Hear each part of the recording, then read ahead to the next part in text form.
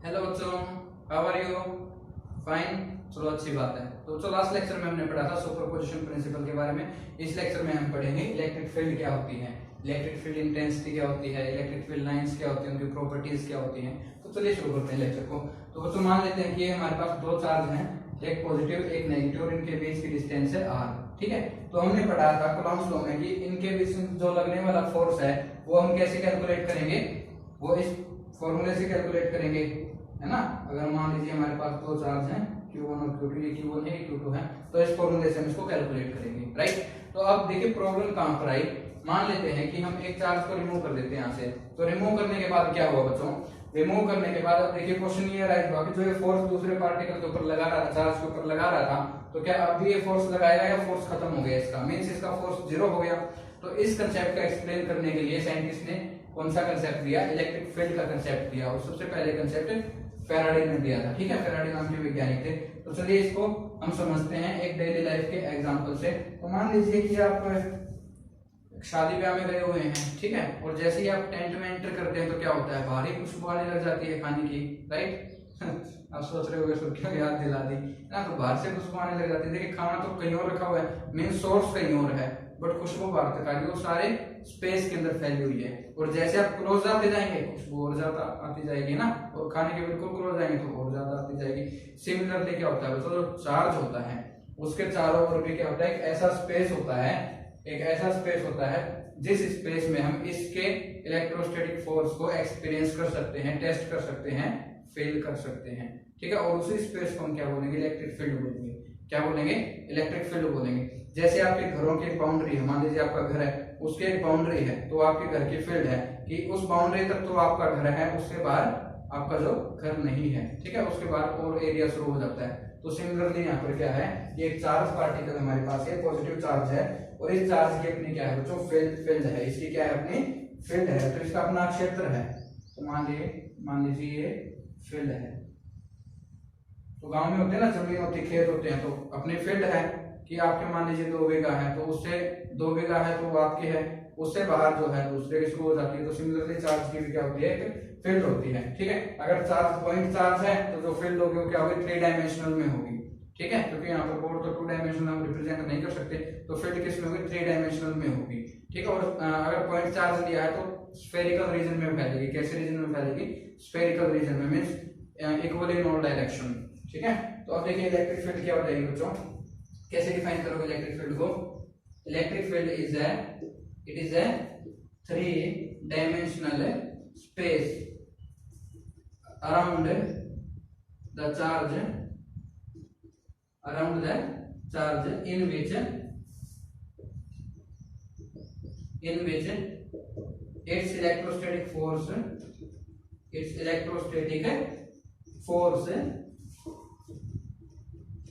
can be experienced।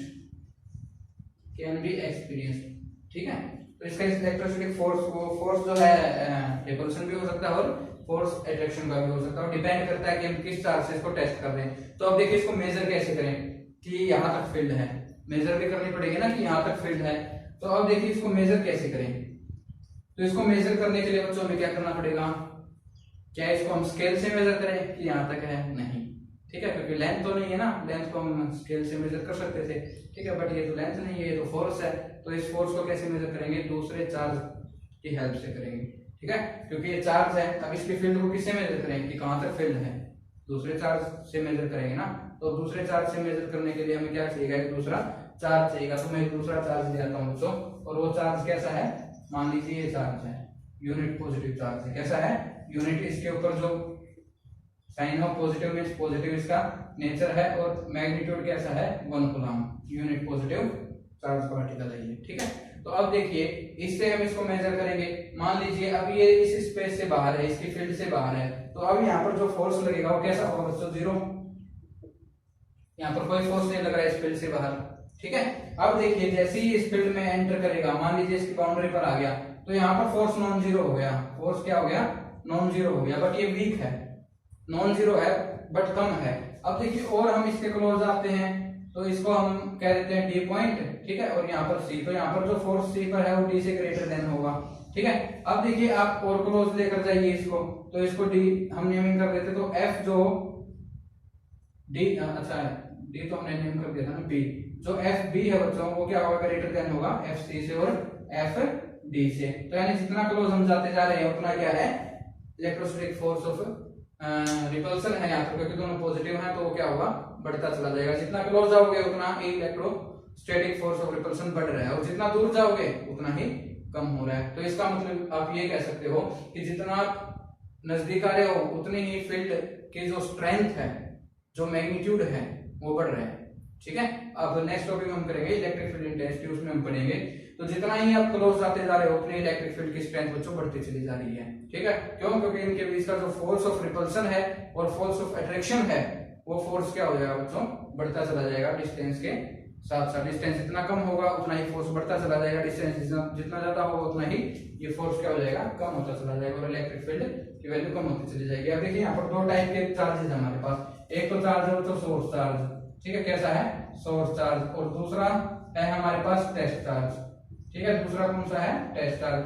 तो source charge कौन सा है बच्चों, जो इलेक्ट्रिक फील्ड को प्रोड्यूस कर रहा है, मींस ये वाला, ये सोर्स चार्ज है, इसके कारण इलेक्ट्रिक फील्ड प्रोड्यूस हुई है। और टेस्ट चार्ज कौन सा है, टेस्ट चार्ज ये वाला है, स्मॉल वाला, जिसके कारण हम क्या करते हैं, इलेक्ट्रिक फील्ड को मेजर करते हैं, टेस्ट करते हैं, इस चार्ज के इलेक्ट्रोस्टैटिक फोर्स को टेस्ट करते हैं, फील करते हैं, ठीक है। तो वो इसके कारण करते हैं। तो दो टाइप के चार्जेस हैं, source charge and test charge. Source charge क्या करता है, इलेक्ट्रिक फील्ड को प्रोड्यूस करता है, टेस्ट चार्ज इलेक्ट्रिक फील्ड को टेस्ट करता है। तो अब जो है नेक्स्ट टॉपिक बच्चों हम पढ़ते हैं इलेक्ट्रिक फील्ड इंटेंसिटी। मैं ये भी बताऊंगा आपको अभी जैसे जैसे बढ़ते जाएंगे कि जो ये टेस्ट चार्ज हमने स्मॉल लिया है, ठीक है, मैग्नीट्यूड में कैसा लिया है, स्मॉल लिया है, तो स्मॉल क्यों लिया है हम ये पढ़ेंगे, ठीक है, इसको समझेंगे कि हमने स्मॉल क्यों लिया है ये। तो अब देखिए बच्चों इलेक्ट्रिक फील्ड इंटेंसिटी क्या होती है, ठीक है। तो अब इलेक्ट्रिक फील्ड इंटेंसिटी को समझने के लिए बस स्ट्रेंथ है किसी पॉइंट के ऊपर, जस्ट इसी डायग्राम से समझेंगे इसको। चलो ये मान लीजिए इसकी इलेक्ट्रिक फील्ड है, तो इस बी पॉइंट के ऊपर कुछ और वैल्यू है, इसकी सी पॉइंट के ऊपर कुछ और, मान लीजिए डी पॉइंट के ऊपर कुछ और है। तो किसी पॉइंट के ऊपर इलेक्ट्रिक फील्ड की जो स्ट्रेंथ है वही क्या है, इलेक्ट्रिक फील्ड इंटेंसिटी है, ठीक है। तो electric field intensity is the strength of electric field at that point, ठीक है। तो इलेक्ट्रिक फील्ड इंटेंसिटी क्या है बच्चों, आप इसको लिख सकते हैं इलेक्ट्रिक फील्ड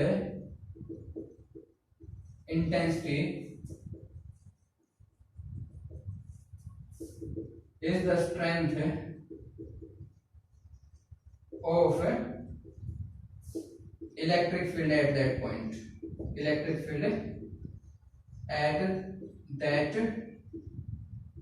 point। किसी पॉइंट के ऊपर इलेक्ट्रिक फील्ड की जो स्ट्रेंथ है, मैग्नीट्यूड है, तो देखिए इस पॉइंट के ऊपर कम मैग्नीट्यूड है, इसके ऊपर ज्यादा, इसके ऊपर और ज्यादा, तो यहाँ पर स्ट्रेंथ ज्यादा है, इलेक्ट्रिक फील्ड इंटेंसिटी ज्यादा है, इसका मतलब इस पर इलेक्ट्रिक फील्ड इंटेंसिटी इससे कम है बट इससे ज्यादा, और बी पर बिल्कुल ही कम है इलेक्ट्रिक फील्ड इंटेंसिटी की वैल्यू। तो इलेक्ट्रिक फील्ड इंटेंसिटी क्या है बच्चों, it is the strength of electric field, electric field की स्ट्रेंथ है किसी पॉइंट के ऊपर, एट दैट पॉइंट, किसी पॉइंट के ऊपर, एट एनी पॉइंट, आप दैट की जगह एनी लिख लीजिए, अच्छा रहेगा, एट एनी पॉइंट मींस किसी पॉइंट के ऊपर क्या है, स्ट्रेंथ है इलेक्ट्रिक फील्ड की, ठीक है। तो अब देखिए इसको हम और कैसे डिफाइन कर सकते हैं, एक मेथड से, और इसको हम डिफाइन करेंगे। तो उस मेथड से डिफाइन करने के लिए पहले आपको थोड़ा सा छोटा सा काम करना पड़ेगा, वो क्या है कि हम यहाँ पर कैलकुलेट करेंगे electric field intensity due to a point charge. अब देखिए पॉइंट चार्ज है बच्चों, मान लेते हैं ये पॉइंट चार्ज है, कैसा चार्ज है, पॉइंट चार्ज, और आपको कोई पी पॉइंट दिया गया है यहाँ पर, पी पॉइंट, और ये कहा गया कि इस पॉइंट पी के ऊपर इस चार्ज के कारण आपको इलेक्ट्रिक फील्ड की वैल्यू निकालनी है, और डिस्टेंस है मान लीजिए r, ठीक है। तो आपको क्या कैलकुलेट करना है, आपको कैलकुलेट करना है electric field intensity at point P. तो क्या फाइंड आउट करना है आपको बच्चों, फाइंड आउट करना है electric field intensity at point P, ठीक है। पॉइंट पी के ऊपर इलेक्ट्रिक फील्ड इंटेंसिटी आपको फाइंड आउट करनी है, ठीक है। तो कैसे फाइंड आउट करेंगे, जो इलेक्ट्रिक फील्ड की वैल्यू होगी बच्चों यहाँ पर वो क्या होगी, इस फॉर्मूले से जो है रिप्रेजेंट करेंगे। मान लीजिए कैपिटल क्यू चार्ज से हम इसको रिप्रेजेंट कर रहे हैं, और आर इनकी डिस्टेंस है, ठीक है। तो इस फॉर्मूले से जो है इलेक्ट्रिक फील्ड को हमें कैलकुलेट करनी पड़ेगी, इस फॉर्मूले से। तो ये फॉर्मूला है कैलकुलेट करने का इलेक्ट्रिक फील्ड इंटेंसिटी, ठीक है। तो इलेक्ट्रिक फील्ड इंटेंसिटी क्या होगी, इस पॉइंट पर E r equal to 1/4 pi epsilon q divide by r square. तो अब यहाँ से देखिए आपने गुलाम में पढ़ाया, इन दोनों मान लीजिए यहाँ पर कोई टेस्ट चार्ज रखा है तो इनके बीच में, और टेस्ट चार्ज कैसा है प्लस क्यू मान ले लेता हूँ, तो इनके बीच में फोर्स जो होगा बच्चों कितना होगा, इतना हो जाएगा। ठीक है, तो अब देखिए इसके अंदर फर्स्ट और सेकंड इक्वेशन से, ये फर्स्ट और ये सेकंड, तो देखिए फर्स्ट और सेकंड इक्वेशन से आपको कैलकुलेट करोगे तो यहाँ पर देखिए जो ई की वैल्यू है, ये जो वैल्यू आप लोगे ये वाली, ये ई की वैल्यू नहीं है बच्चों, ई की वैल्यू वही, तो यहाँ पर आप क्या लिख सकते हो, F equal to q E, क्या लिख सकते हो, F equal to q E. ठीक है, तो यहाँ पर ई की वैल्यू क्या होगी बच्चों, ई की वैल्यू होगी F डिवाइड बाय क्यू, क्या वैल्यू होगी, F डिवाइड बाय क्यू। ठीक है, तो ये वैल्यू होगी इलेक्ट्रिक फील्ड इंटेंसिटी की, electric field intensity equal to F divide by q. Q क्या है, हमारे पास टेस्ट चार्ज है जिससे हम इसको मेजर कर रहे हैं, तो इलेक्ट्रिक फील्ड इंटेंसिटी की हम यहाँ से भी इसको डिफाइन कर सकते हैं। तो अब डिफाइन करते हैं इलेक्ट्रिक फील्ड इंटेंसिटी।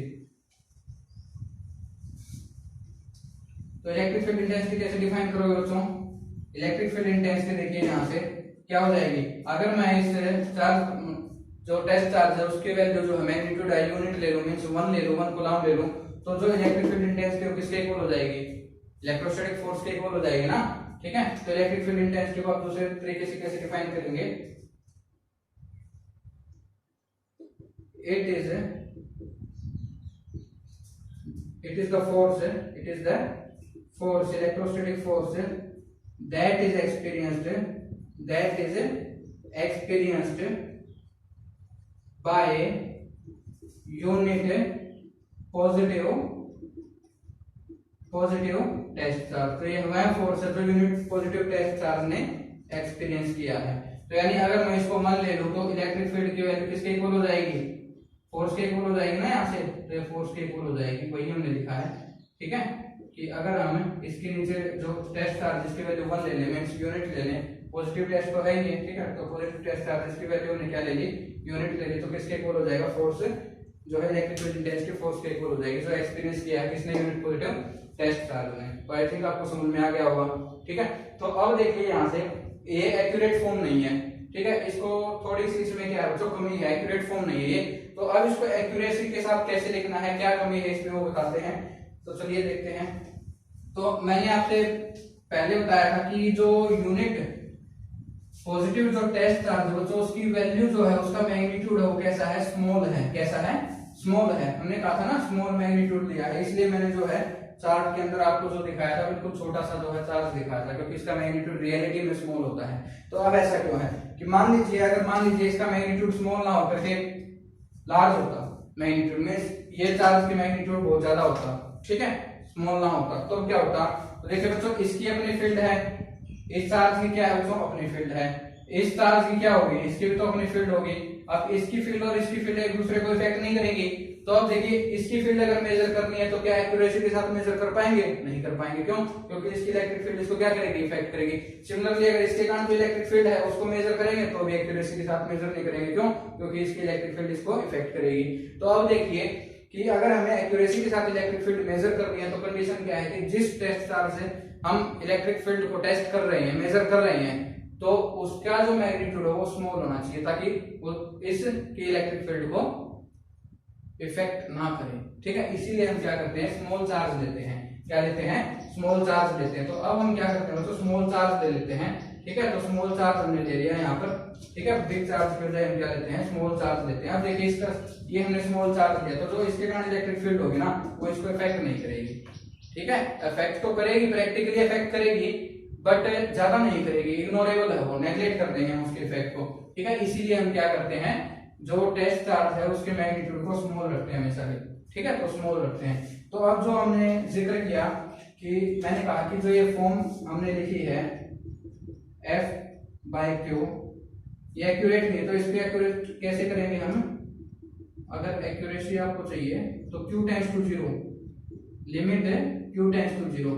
इसका मतलब क्या है कि जो ये Q चार्ज हमने लिया है, ये जो Q चार्ज लिया है ना बच्चों ये पॉजिटिव है। कैसा मैग्नीट्यूड में पॉजिटिव है, तो इसकी वैल्यू क्या होनी चाहिए, बहुत कम होनी चाहिए। इट टेंड्स टू 0, इसकी वैल्यू क्या है, 0 को टेंड कर रही है, 0 नहीं है। ये बात याद रखना कि इसका मतलब ये नहीं कि Q 0 है, Q is not equal to 0, Q 0 नहीं है यहाँ पर, Q तो 0 हो ही नहीं सकता। क्यों, क्योंकि मिनिमम वैल्यू क्या होगी Q की, इतनी तो होगी ही होगी, तो क्यू जीरो नहीं है यहाँ पर, क्यू टेंस टू जीरो है, मीन्स नियरली है जीरो के इक्वल, ठीक है। तो जीरो नहीं है बिल्कुल, ठीक है, जीरो की तरफ बढ़ रहा है, मीन्स वैल्यू स्मॉल है, ये कह सकते हो, मीन्स वैल्यू स्मॉल है, इसकी बहुत स्मॉल वैल्यू है।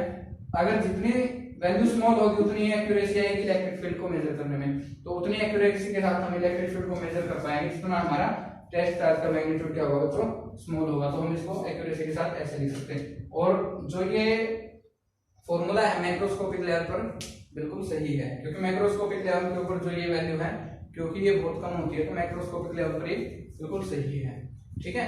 तो अभी हमने पढ़ा बच्चों इलेक्ट्रिक फील्ड इंटेंसिटी क्या होती है। अब इसकी डायरेक्शन के बारे में पढ़ लेते हैं कि इसकी डायरेक्शन क्या होगी इलेक्ट्रिक फील्ड की, ठीक है। तो देखिए इलेक्ट्रिक फील्ड की डायरेक्शन क्या होगी। इस डायरेक्शन को डिफाइन करने से पहले हमें एक बात का जो है पता होना चाहिए बच्चों, वो क्या है कि जो यूनिट टेस्ट चार्ज है ऑलवेज आपको पॉजिटिव लेना है। क्या लेना है? पॉजिटिव लेना है। नेगेटिव लोगे तो साइन कन्वेंशन आपके बिल्कुल पलट जाएंगे, ठीक है। तो मैं यहाँ पर आपको एज्यूम कर रहा हूँ कि जो आपने पॉजिटिव चार्ज लेना है, ये टेस्ट चार्ज कैसा लेना है? पॉजिटिव चार्ज लेना है। तो एज्यूम कर दिया हमने कि जो टेस्ट चार्ज होगा ऑलवेज भी पॉजिटिव।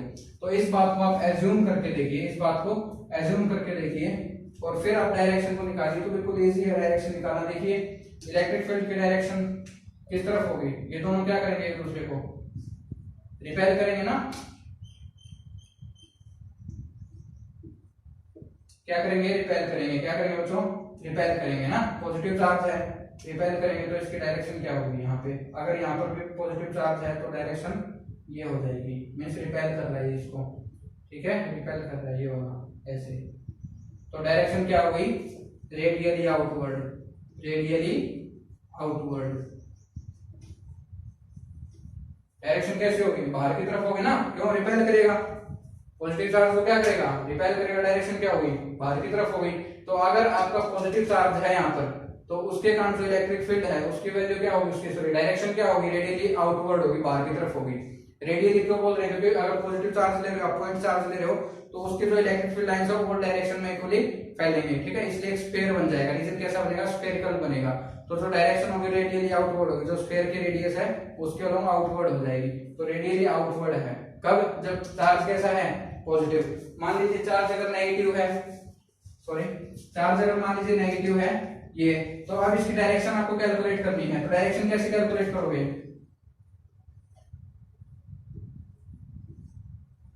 सॉरी डायरेक्शन कैलकुलेट नहीं, वैसे आपको फाइंड आउट करनी है, यहाँ पर कैलकुलेट करनी है डायरेक्शन, वापस आऊंगा। तो देखिए पॉजिटिव चार्ज है यहाँ पर, पॉजिटिव चार्ज और ये नेगेटिव चार्ज, इनके बीच में क्या होगा? अट्रैक्शन होगा। तो ये अट्रैक्शन हो गया, तो डायरेक्शन क्या होगी? इनवर्ड। डायरेक्शन क्या हो जाएगी? इनवर्ड हो जाएगी। क्यों? क्योंकि अट्रैक्ट कर रहा है, अट्रैक्ट करेगा ना इसको। ये क्या करेगा? रिपेल करेगा। ये क्या करेगा? अट्रैक्ट करेगा। तो अगर नेगेटिव चार्ज है तो इलेक्ट्रिक फील्ड क्या हो जाएगी? तो डायरेक्शन इलेक्ट्रिक फील्ड की रेडियली इनवर्ड क्या हो जाएगी? Radially inward. तो डायरेक्शन अगर नेगेटिव चार्ज आपने लिया है तो हो जाएगी रेडियली इनवर्ड। यहाँ से आपको समझ में आ रहा होगा इनवर्ड क्यों लिया है, क्योंकि हमने देखो टेस्ट चार्ज पॉजिटिव लिया है और सोर्स चार्ज आप नेगेटिव लेते हो तो अट्रैक्ट करेगा। अट्रैक्ट करेगा तो इलेक्ट्रिक फील्ड की डायरेक्शन अंदर की तरफ होगी। ये रिपेल करेगा टेस्ट चार्ज को, इसलिए बाहर की तरफ होगी, बाहर भगाएगा, ये बाहर जाओ ऐसे, ठीक है। ये अंदर बुलाएगा इसको। तो इसकी डायरेक्शन कैसी हो जाएगी? इनवर्ड हो जाएगी, रेडियली इनवर्ड, ठीक है। तो अब यहाँ से हम एक बात कह सकते हैं कि देखिए ये डायरेक्शन, इसमें किसकी डायरेक्शन थी? फोर्स की डायरेक्शन, क्योंकि फोर्स भी तो इसी डायरेक्शन में लग रहा है, रिपेल कर रहा है, और यही इलेक्ट्रिक फील्ड की डायरेक्शन। सिमिलरली इसमें यही तो फोर्स की डायरेक्शन इस पे अट्रैक्ट कर रहा है, यही डायरेक्शन है इलेक्ट्रिक फील्ड की। तो हम यहाँ से क्या कह सकते हैं? The direction of electric field will same as the direction of force. जो इलेक्ट्रोस्टैटिक फोर्स है उसकी डायरेक्शन और इलेक्ट्रिक फील्ड की जो डायरेक्शन है वो क्या हो जाएगी? सेम हो जाएगी, उसी डायरेक्शन में हो जाएगा। यहाँ से हम ऑब्जर्व भी कर रहे हैं इसको, इसी डायरेक्शन में तो यहाँ पर फोर्स लग रहा है और इसी डायरेक्शन में इलेक्ट्रिक फील्ड है। सिमिलरली यहाँ पर इसी डायरेक्शन में फोर्स लग रहा है, इसी डायरेक्शन में इलेक्ट्रिक फील्ड है। तो direction of the electrostatic force will be same as that of the electric field. तो दोनों की डायरेक्शन सेम हो जाएगी, ठीक है। तो यहाँ से हम दूसरी बात, अगर पॉजिटिव चार्ज है तो इलेक्ट्रिक फील्ड बाहर की तरफ निकलेंगे, नेगेटिव चार्ज है तो उसमें अंदर जाएंगे, रेडियली इनवर्ड जाएंगे, ठीक है। इसको हम इलेक्ट्रिक फील्ड लाइन पढ़ेंगे तब आपको ये बात काम आएगी कि पॉजिटिव चार्ज लिया तो बाहर की तरफ जाएगी, नेगेटिव चार्ज लिया तो अंदर की तरफ आएगी, ठीक है। मींस पॉजिटिव चार्ज से शुरू होती है और नेगेटिव चार्ज में आकर खत्म हो जाती है, ठीक है। इसको हम पढ़ेंगे इलेक्ट्रिक फील्ड लाइन से। तो ये बात समझ में आ गई होगी आई थिंक। अब तो कुछ ज्यादा आपके डाउट्स नहीं होंगे इससे रिलेटेड कि डायरेक्शन कैसे आई है। तो डायरेक्शन फोर्स की और इलेक्ट्रिक फील्ड की सेम रहेगी यहाँ पर चार्ज के कारण। ठीक है, दूसरी बात क्या है बच्चों इसमें कि जो हमने इलेक्ट्रिक फील्ड का जो कॉन्सेप्ट लिया है उसमें एक बात हमने एज्यूम की है कि हमारा सिस्टम जो है टेस्ट चार्ज के कारण डिस्टर्ब नहीं होना चाहिए। क्या नहीं होना चाहिए? डिस्टर्ब नहीं होना चाहिए। मेन सोर्स चार्ज है उसको हमें उसी पोजीशन पर रखना है। अगर टेस्ट चार्ज लेकर आए तो मूव नहीं करना चाहिए वो टेस्ट चार्ज के कारण। तो ये एक और रीजन था कि हमने टेस्ट चार्ज के मैग्नीट्यूड को स्मॉल लिया था। तो ये रीजन उसमें आप ऐड कर सकते हैं। ठीक है, तो डिस्टर्ब नहीं होना चाहिए हमारा सिस्टम उस टेस्ट चार्ज के कारण। अगर डिस्टर्ब होगा तो एक्यूरेसी से आप मेजर नहीं कर पाएंगे। बट प्रैक्टिकली क्या होता है, प्रैक्टिकली थोड़ा वो तो डिस्टर्ब होगा। ठीक है, तो एक आइडियल कंडीशन है कि डिस्टर्ब ना हो। तो अब देखते हैं next question. Electric field intensity के बारे में पढ़ने के बाद अब देखिए इलेक्ट्रिक फील्ड लाइन क्या होती है। तो जो ये रिप्रेजेंटेशन दी थी जनरली इलेक्ट्रिक फील्ड लाइन ही थी ये। ठीक है, इलेक्ट्रिक फील्ड लाइन की रिप्रेजेंटेशन ही थी ये। तो अब देखिए इलेक्ट्रिक फील्ड लाइन क्या होती है बच्चों। ठीक है, तो ये जो रिप्रेजेंटेशन दी है, जो लाइन है, इलेक्ट्रिक फील्ड लाइन है। क्या है बच्चों? ये इलेक्ट्रिक फील्ड लाइन है। तो अब इलेक्ट्रिक फील्ड लाइन को डिफाइन कैसे करेंगे, इसको हम यहाँ पर चिपका देते हैं। तब तक के लिए टेस्ट दे देते हैं इनको। देखिए the electric field line as a path which may be straight or curve such that the tangent drawn on it will tell the direction of electric field. Will tell the direction of electric field at that point. Electric field at that point. ऐसे length लग रही है, but इतनी length नहीं है ये। मान लीजिए आपके इलेक्ट्रिक फील्ड लाइन है, तो इलेक्ट्रिक फील्ड लाइन मैंने कहा कि कर्व भी हो सकती है, स्ट्रेट भी हो सकती है। तो यहाँ पर कर्व है तो इस टाइप से है कि इसके किसी भी पॉइंट पर अगर हम टेंजेंट खींच देना, ये टेंजेंट ड्रॉ कर दिया, तो टेंजेंट क्या होता है बच्चों? डायरेक्शन को रिप्रेजेंट करेगा। इस पॉइंट के ऊपर इलेक्ट्रिक फील्ड की डायरेक्शन को रिप्रेजेंट करेगा। यहाँ पर आप टेंजेंट ड्रॉ करोगे तो ये इसके इलेक्ट्रिक फील्ड की डायरेक्शन को रिप्रेजेंट करेगा। इस पॉइंट पर टेंजेंट ड्रॉ किया तो आपने ये इलेक्ट्रिक फील्ड की डायरेक्शन को रिप्रेजेंट करेगा। किसी भी पॉइंट पर आप टेंजेंट ड्रॉ करोगे तो इलेक्ट्रिक फील्ड लाइन को जो है उसके डायरेक्शन को ही रिप्रेजेंट करेगा। तो ये इलेक्ट्रिक फील्ड लाइन से मींस इलेक्ट्रिक फील्ड लाइन क्या है? जो पाथ है, जो स्ट्रेट भी हो सकता है, कर्व भी हो सकता है, और इस टाइप से है कि उसके किसी भी पॉइंट पर हम टेंजेंट ड्रॉ करते हैं उस कर्व के ऊपर, तो उस पॉइंट के ऊपर क्या हो जाएगा? इलेक्ट्रिक फील्ड की डायरेक्शन को वो शो करेगा कि इलेक्ट्रिक फील्ड की डायरेक्शन है ये। ठीक है, तो इलेक्ट्रिक फील्ड लाइंस थी। तो अब देखिए इलेक्ट्रिक फील्ड लाइंस है तो अब इनकी कुछ ना कुछ प्रॉपर्टीज होंगे, तो प्रॉपर्टीज भी पढ़ लेते हैं कि कौन कौन सी प्रॉपर्टीज हैं इलेक्ट्रिक फील्ड लाइंस की। एग्जाम में 2 या 3 मार्क्स में आ सकते हैं, 2 या 3 मार्क्स में कि प्रॉपर्टीज बताइए आप इलेक्ट्रिक फील्ड लाइंस की। मैग्नेटिक फील्ड लाइंस की और इलेक्ट्रिक फील्ड लाइंस की प्रॉपर्टी लगभग सेम है, कुछ एक डिफरेंस है कुछ इनमें। तो देखते हैं इलेक्ट्रिक फील्ड लाइंस की प्रॉपर्टीज क्या होंगी। तो पहली प्रॉपर्टी क्या है बच्चों? This are the discontinuous. Nature में कैसे है? डिसकंटिन्यूअस है। ठीक है, तो electric field lines are discontinuous. तो इलेक्ट्रिक फील्ड लाइंस कैसी हैं? Electric field lines are discontinuous. Lines are discontinuous. तो डिसकंटिन्यूअस है। ठीक है, अब ऐसा क्यों बोला जा रहा है कि डिसकंटिन्यूअस है? डिसकंटिन्यूअस ऐसा इसलिए बोला जा रहा है बच्चों कि देखिए पॉजिटिव से निकलती हैं, जैसे इस डायग्राम में है, पॉजिटिव से तो बाहर आएगी और नेगेटिव में एंटर कर जाएगी। ठीक है, मींस स्टार्टिंग पॉइंट क्या है? Positive charge particle, and point क्या है? Negative charge. तो वहीं पे खत्म हो गई है। डिसकंटिन्यूअस है, कंटिन्यूअस तो नहीं चली ना, कंटिन्यू तो नहीं चल रही है। ठीक है, इसलिए क्या है कि ये क्या कहता है कि इलेक्ट्रिक फील्ड लाइंस क्या है? डिसकंटिन्यूअस है। कैसी है? डिसकंटिन्यूअस है। सेकंड आप कह सकते हो कि two electric field line will never intersect. कभी भी इलेक्ट्रिक फील्ड लाइंस जो है, two electric field lines will never intersect, will never intersect. या फिर आप कह सकते हो टू की जगह the electric field lines will never intersect। ठीक है, the electric field lines will never intersect with each other। ठीक है, कभी भी दो इलेक्ट्रिक फील्ड लाइन आपस में इंटरसेक्ट नहीं करेंगे। देखिए यहाँ पर हमने रिप्रेजेंट किया है, सभी को अलग अलग किया है, कोई आपस में एक दूसरे को इंटरसेक्ट तो नहीं कर रहे, किसी पॉइंट पर मिल तो नहीं रही, ठीक है। तो इलेक्ट्रिक फील्ड लाइन कभी भी एक दूसरे को इंटरसेक्ट नहीं करेंगी। ऐसा क्यों? ऐसा इसलिए, मान लेते हैं कि ये दो इलेक्ट्रिक फील्ड लाइन है, इन्होंने इंटरसेक्ट कर दिया एक दूसरे को, क्या कर दिया? इंटरसेक्ट कर दिया एक पॉइंट के ऊपर। इंटरसेक्ट का कॉमन पॉइंट मान लेते हैं ये है। तो अब इस इलेक्ट्रिक फील्ड लाइन है जिसकी नोटेशन 1 है, इसकी 2 है, तो दोनों ने इंटरसेक्ट कर दिया। अब इस एक पॉइंट के ऊपर क्या होगा? टेंजेंट ड्रॉ करेंगे तो इलेक्ट्रिक फील्ड लाइन की डायरेक्शन ये, इसके ऊपर टेंजेंट ड्रॉ करूंगा तो ये। तो देखिए एक पॉइंट के ऊपर दो डायरेक्शन कैसे पॉसिबल है? पॉसिबल नहीं है ना इलेक्ट्रिक फील्ड की। एक पॉइंट के ऊपर दो डायरेक्शन कैसे पॉसिबल हो सकती है? एक पॉइंट के ऊपर एक ही डायरेक्शन पॉसिबल है। अगर ये इंटरसेक्ट करेंगे तो उस पॉइंट पर दो डायरेक्शन हो जाएंगे। इसका मतलब क्या है कि इलेक्ट्रिक फील्ड लाइन कभी भी इंटरसेक्ट नहीं करती। अगर इंटरसेक्ट करेंगे तो उस पर दो डायरेक्शन हो जाएंगे, पॉइंट पर जो पॉसिबल नहीं है, ठीक है।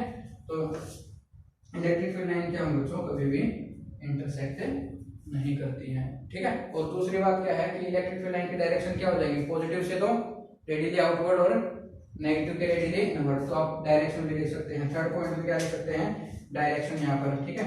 तो डायरेक्शन क्या होगा? पॉजिटिव जो चार्ज है बच्चों, पॉजिटिव जो चार्ज है उसके लिए क्या हो जाएगी डायरेक्शन?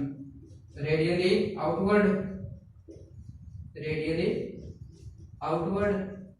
और जो नेगेटिव है उसके लिए क्या हो जाएगी? नेगेटिव चार्ज है तो रेडियली इनवर्ड। क्या हो जाएगी? रेडियली इनवर्ड हो जाएगी, ठीक है, रेडियली इनवर्ड हो जाएगी।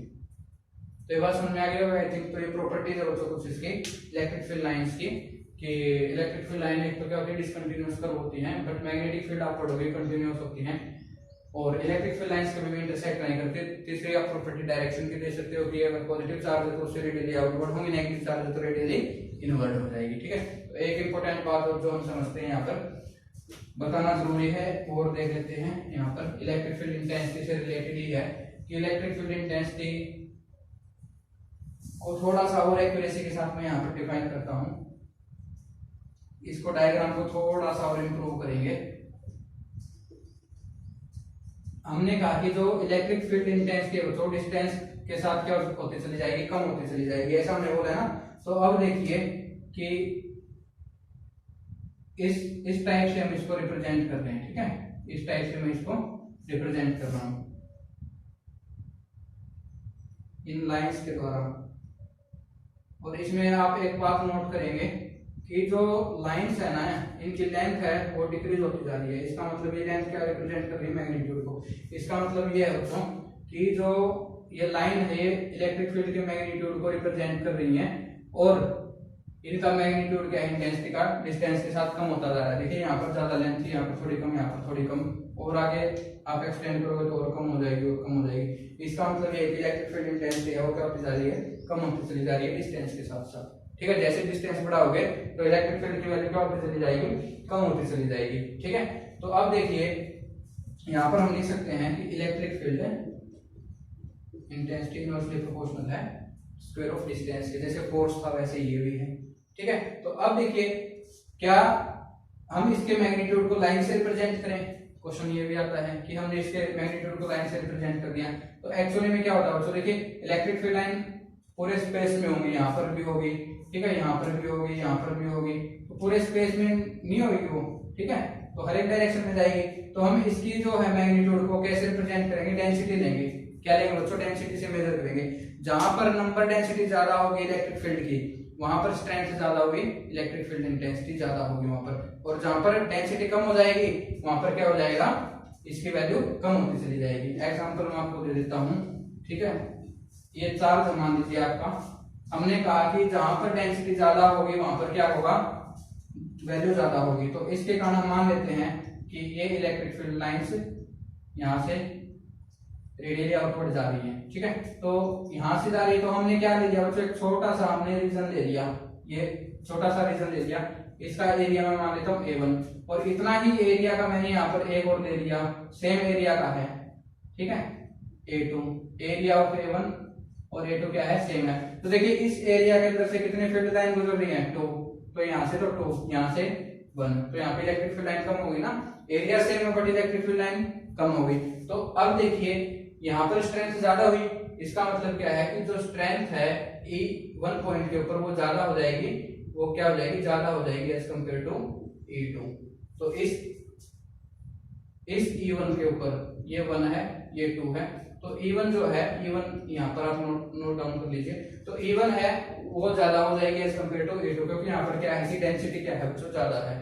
मींस इतने ही रीजन में से यहाँ पर तो ज्यादा electric field line pass out हो रही है और इसमें से कम हो रही है, ठीक है। और आप लेते जाओगे, रूल्स ले जाते जाओगे, तो ये नंबर ऑफ लाइंस 0 भी हो सकती है, तो मींस और कम हो जाएगी वहां पर इलेक्ट्रिक फील्ड इंटेंसिटी, ठीक है। तो यानी हम नंबर डेंसिटी इसकी स्ट्रेंथ को रिप्रेजेंट करते हैं कि जहां पर नंबर डेंसिटी ज्यादा इलेक्ट्रिक फील्ड लाइंस की, तो वहां पर क्या हो जाएगा, इलेक्ट्रिक फील्ड इंटेंसिटी ज्यादा हो जाएगी, अदरवाइज कम हो जाएगी, ठीक है। तो आज के लेक्चर में इतना ही करते हैं। नेक्स्ट लेक्चर में हम डाइपोल, इलेक्ट्रिक डाइपोल से रिलेटेड टॉपिक पढ़ेंगे। Thank you.